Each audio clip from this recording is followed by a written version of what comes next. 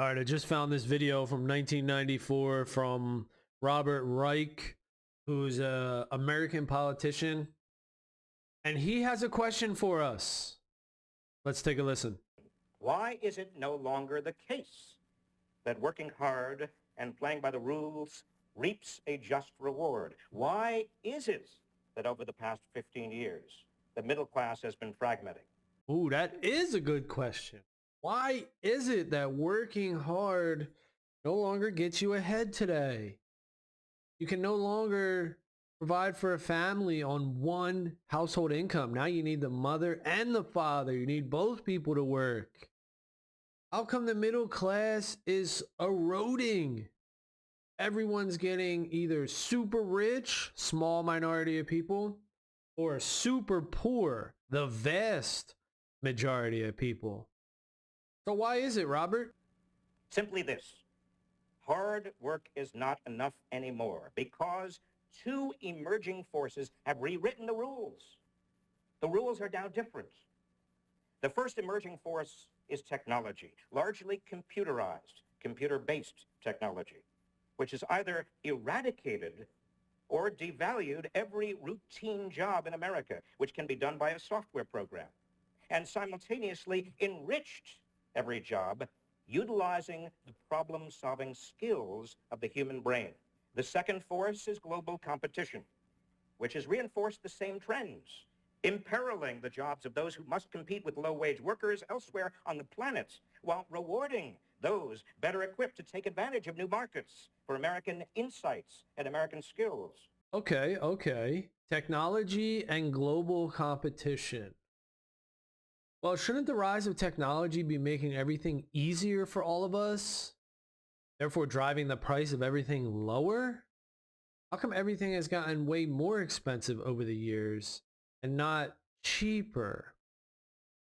Isn't this discussion about the fact that the middle class can no longer survive on a regular job because wages don't pay for goods and services like they used to? And global competition. Well, how come one worker earns more or less based on what continent they were born into? Shouldn't we all be competing on the same playing field?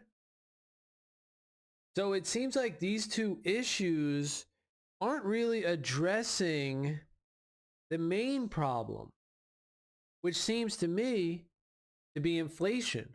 That's what we're talking about. We're talking about why you can no longer work a regular job and afford to live. You can't even afford to live, dude. You can't buy nothing. House prices are ridiculous. Food prices are ridiculous. Energy prices are ridiculous. Everything is so expensive. Well, how come everything is so expensive? Technology and global competition?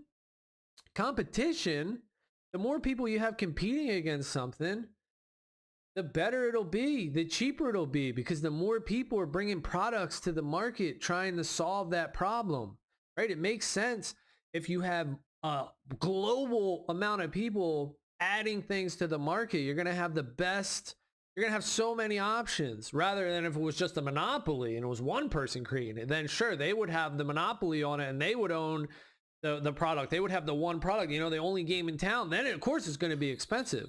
But global competition is going to drive the price down. And the same thing with technology. An increase in technology makes everything easier. So why are prices going up, Robert? He's still not answering the question. Let's keep listening. Maybe he'll go deeper into it.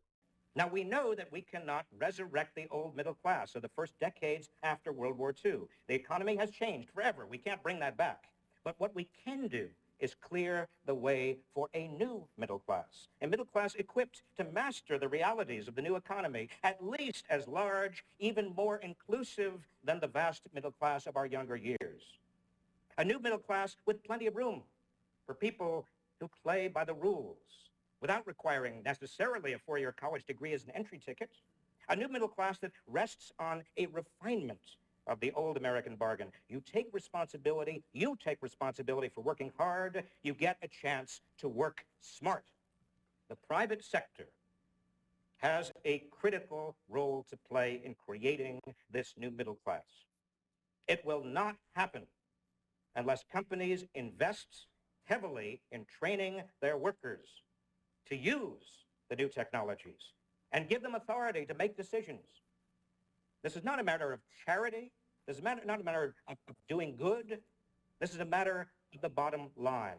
The best companies in this country right now, large and small, Levi Strauss, Lincoln Electric, LS Electro Galvanizing, Anheuser-Busch, they are treating their workers as assets to be developed, nurtured, trained, rather than as costs to be cut.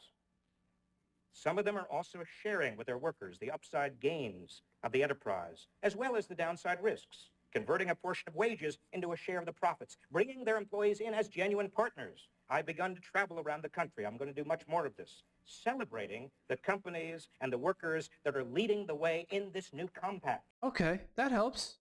Offering workers equity in the form of company shares. It's not a bad idea, but it ignores the problem of inflation. Why don't we fix the problem with inflation instead of trying to figure out a way to live with it?